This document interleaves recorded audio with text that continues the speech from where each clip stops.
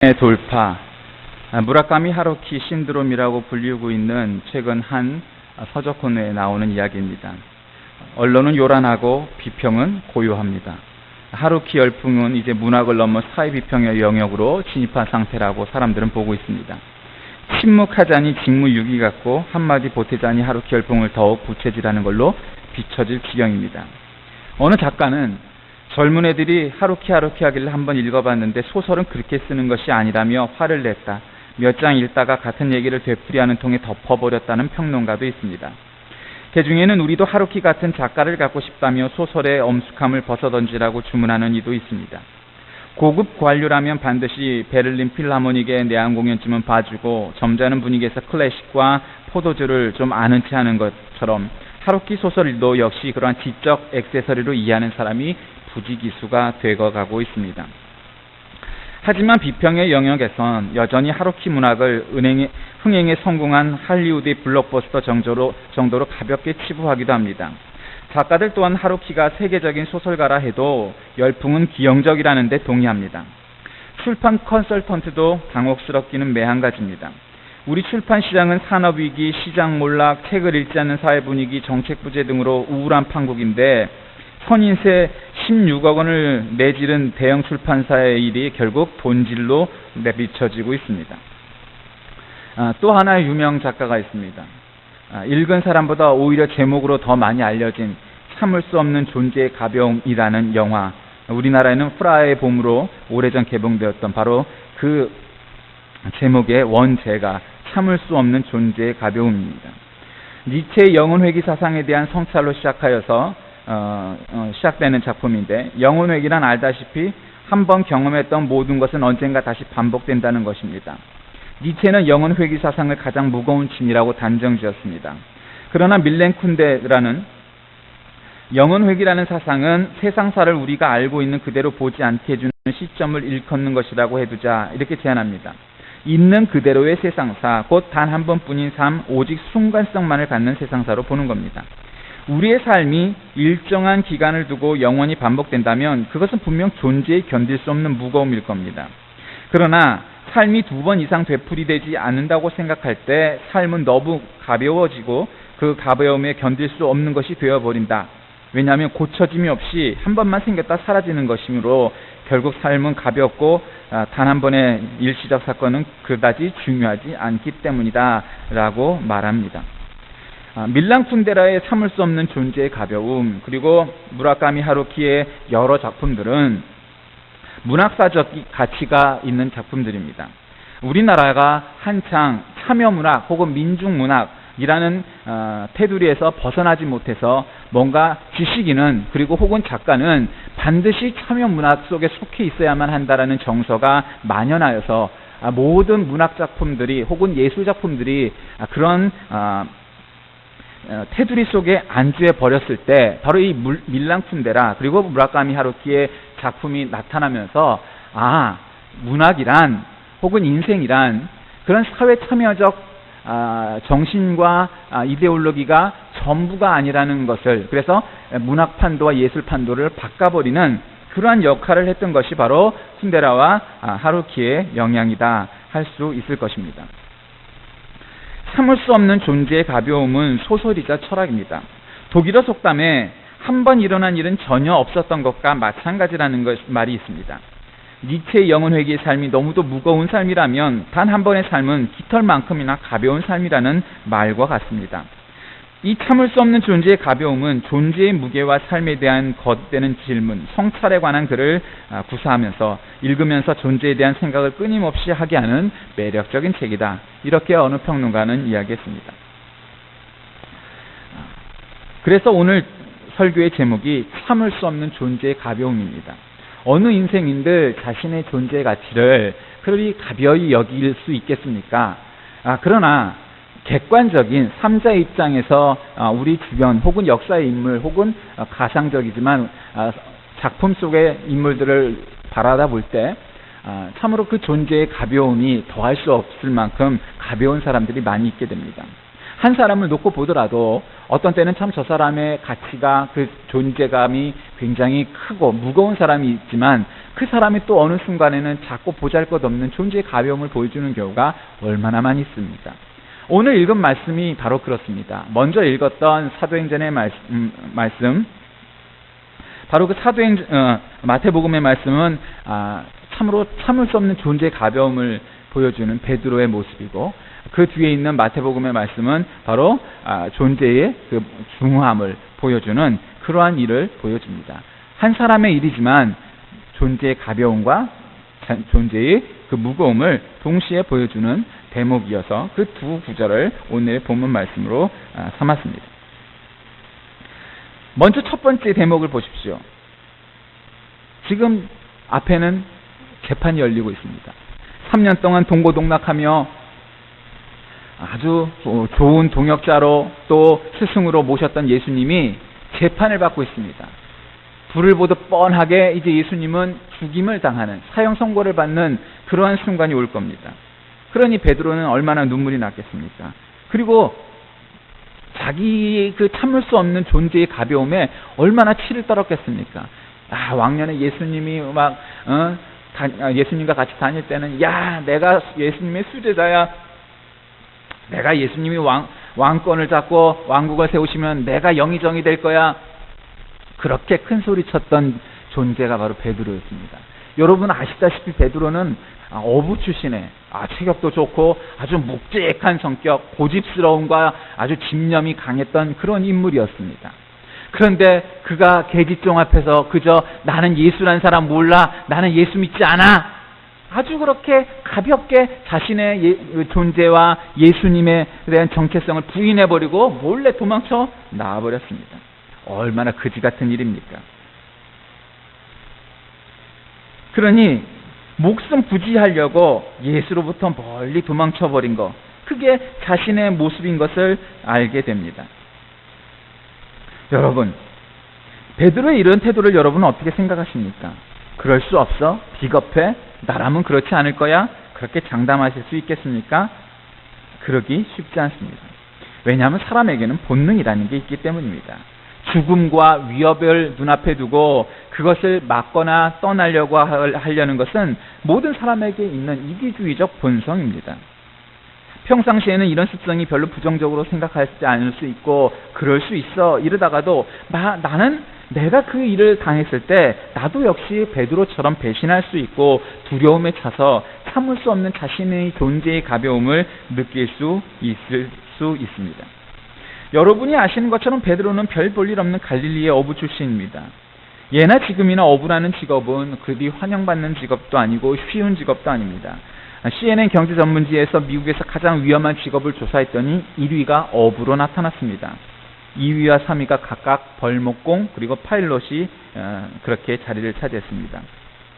바닷가에서 고기를 잡는 어부들은 날씨의 영향을 무지하게 받는 데다가 무거운 기구를 다루어야 하고 늘 바다와 싸워야 하기에 늘 목숨을 걸고 하는 일이어야 합니다.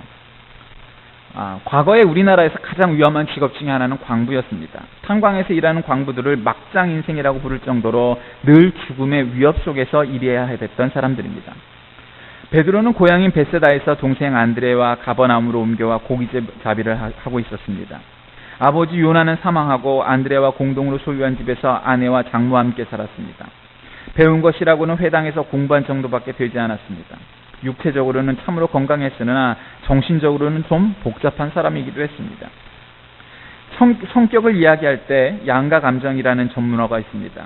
어떤 대상이나 사건, 상황에 있어 두 가지 이상의 정서가 동시에 발생하는 그런 갈등하는 태도를 가리켜 양가 감정이라고 합니다. 그러니까 사랑과 증오, 친근감과 적대감, 신뢰와 의심 이런 상반된 감정을 동시에 갖게 되는 심리 상태를 일컫는 말입니다. 베드로가 딱 그랬습니다. 충동적이고 성급하고 경솔하고 무모하고 지나치게 열정적이고 명랑하며 반응이 대단히 빠른 사람, 그게 베드로였지만 항상 나서기를 잘하고 지기 싫어하고 말고의 귀를 자르는 데서 보듯 충동적이고 가야바이들에서 보듯 의리와 비겁이 공존하는 바로 그러한 사람입니다. 한마디로 큰 그릇이 되는 사람은 못 되는 그런 사람이었다는 이야기입니다. 만일 사업을 하는 사람이 베드로와 같은 인물을 직원으로 선택한다면 좋은 결정은 아닐 겁니다. 그런 특별한 사랑을 받았던 베드로가 다른 제자들보다 튀는 행동을 많이 합니다. 가이사랴 빌립보에서 너희는 나를 누구라 하느냐 물으셨을 때 아주 멋있는 대답하죠. 주는 그리스도시요 살아계신 하나님의 아들이니라. 여러분은 정말 예수님이 직접 하신 말씀처럼 아주 완벽하고 아주 신학적으로나 신앙적으로나 고백적으로나 모든 면에서 완벽한 그러한 신앙 고백을 선포하지 않았습니까? 여러분, 이것이 우리에게 얼마나 완벽한 신앙 고백이었습니까? 지금 그랬던 베드로가 한 계집종 앞에서 자신의 목숨이 위협을 받는 지경에 이르자 계집종 앞에서 예수님을 부인하고 자기의 정체성을 부인하는 그러한 일을 벌이는 모습이 바로 지금 베드로입니다. 베드로가 체포되어 법정에 서는 그러한 일이 있을 수 있기에 지금 그랬던 겁니다. 가야바의 뜰에서 벌벌 떨던 베드로가 나중에 로마에 가서 복음을 전파하다 잡혔습니다. 그랬을 때 여러분, 베드로는 그러지 않았습니다. 자신이 가야바의 뜰에서 예수님을 부인하고 계집종 앞에서 예수님을 부인하였던 그 모습이 아니고 당당하게 사도로서 말씀 전도자로서 섰고, 결국 감히 예수님처럼 바로 십자가에 매달리지 못하고 거꾸로 매달려 십자가에서 죽는 일을 당했던 것이 그의 최후이지 않았습니까? 우리가 잘 아는 대로 베드로는 평생 복음을 위해 헌신한 사람이었습니다. 다른 사도들과 달리 베드로는 전도 여행 중에도 항상 아내를 데리고 다녔습니다. 이와 관련해 베드로가 예수님의 말씀을 잘못 알아들었기 때문이라는 전설도 있습니다.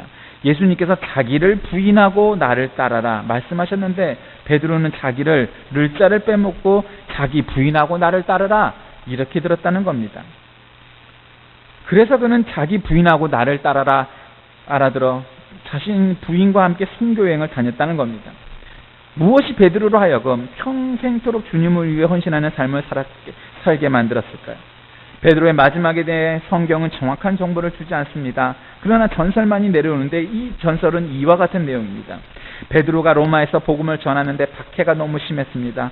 그래서 도망가려고 로마에서 나오다가 십자가를 지고 로마로 들어가시는 주님을 만났습니다. 그래서 쿼바디스 도미네, 주여 어디로 가시나이까? 그러자 주님이 이렇게 대답을 했답니다. 베드로야, 네가 버린 십자가를 다시 지러 간다. 그럴 수 없습니다. 제가 지러 갑니다. 그 길로 로마에 다시 들어가 전도하다가 잡혀 십자가에서 순교하였고 주님이 지신 십자가를 내가 그대로 질 수 없다 하여 거꾸로 못 박혀 죽었다. 이런 내용입니다. 여러분, 도대체 무엇이 베드로를 이렇게 만들었을까요? 무엇이 계집종 앞에서 불편한 진실을 말할 수 없었던 그 비겁하기 짝이 없었던 베드로가, 주님을 배반하였던 부끄러움과 고통에 잠 못 들었던 베드로가 주님께서 십자가에 달려 돌아가실 때 먼 발치에서 그것을 지켜보며 죽음보다 더한 죽음을 맛보아야 했던 그 베드로였습니다. 주님이 십자가에 달려 돌아가시고 부활하시던 그 아침까지 베드로는 한숨도 자지 못했습니다. 자책감과 괴로움에 몸을 떨어야 했기 때문입니다. 그런데 예수님 무덤에 갔던 여인들이 소식을 전해옵니다. 예수께서 살아나셨다. 이 소식을 듣자마자 베드로는 자리를 박차고 무덤으로 달려갑니다. 제자 중 가장 먼저 달려간 것입니다. 승질은 급해서 참을 수 없었던 겁니다. 파리의 오르세 미술관에 가면 아주 인상적인 그림 한 점이 걸려 있습니다. 외젠 베르낭이 그린 예수의 무덤으로 달려가는 베드로와 요한이라는 제목의 그림입니다. 그림을 보면 좀 나이든 베드로와 상대적으로 젊은 요한이 뛰어가는 모습이 그려져 있는데 베드로의 얼굴 모습이 참 인상적이다 합니다. 크게 뜬 눈은 뭐랄까, 뭐야, 우리 주님이 살아나셨어 하는 놀라움에 혹은 이럴 수가 주님이 살아나셨다니 하는 기쁨과 환희가 묘하게 섞여 있는 표정입니다. 베드로가 얼마나 급히 달려가는지 그의 머리털과 수염이 바람에 흩날리고 있는 모습을 볼 수 있습니다. 십자가 직전에 보였던 베드로의 비겁함, 그 이후에 도대체 무슨 일이 일어났습니까? 베드로가 부활하신 예수님을 만납니다. 디베랴 바닷가에서 예수님을 만나 내 양을 먹이라, 내 양을 먹이라, 내 양을 먹이라 이렇게 세 번의 주님의 음성을 듣게 됩니다. 오늘 또한 읽었던 본문 4장 8절에 보면 베드로가 성령이 충만하여 라고 기록하고 있습니다. 베드로를 비겁한 배신자에서 충성스러운 순교자라 만든 것은 바로 부활하신 예수 그리스도가 이 도망가 자신의 원래 직업이었던 어부로 돌아가 있던 베드로, 그 베드로를 찾아와서 그에게 그물을 내리고 153마리의 물고기를 잡게 한 후 다시 바닷가에서 고기를 구워주며 제자들을 먹이시고 네가 나를 사랑하느냐? 내 양을 먹이라. 내 양을 치라. 이렇게 3번이나 말씀하셨던 주님이 그 사랑, 그 주님의 가르침이 계집종 앞에서 배신하였던 배신자 베드로에서 죽음을 불사하는 순교자 베드로로 만든 첫 번째 요인이었습니다.